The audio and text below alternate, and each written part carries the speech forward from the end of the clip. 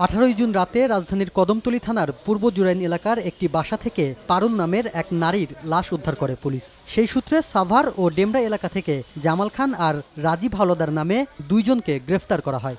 Police জানায় এই দুই আসামি পূর্ব পরিচিত থাকায় নিহত পারুলের বাসায় ইফতারের দাওয়াতে যায়। পরে কোমল পানীয়ের সাথে ঘুমের ওষুধ মিশিয়ে ধর্ষণ করা হয় পারুলকে। আর ধর্ষণের পর নিহতের মৃত্যু নিশ্চিত করে মোবাইল, স্বর্ণালংকার আর টাকা নিয়ে পালিয়ে যায় তারা।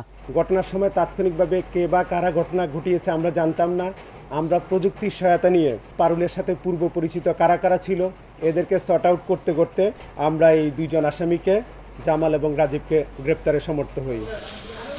এদিকে চলতি মাসের 10 তারিখে কদমতলী থানার পূর্ব জুরাইন এলাকা থেকে ফরিদা নামের আরেক নারীর লাশ উদ্ধার করা হয়।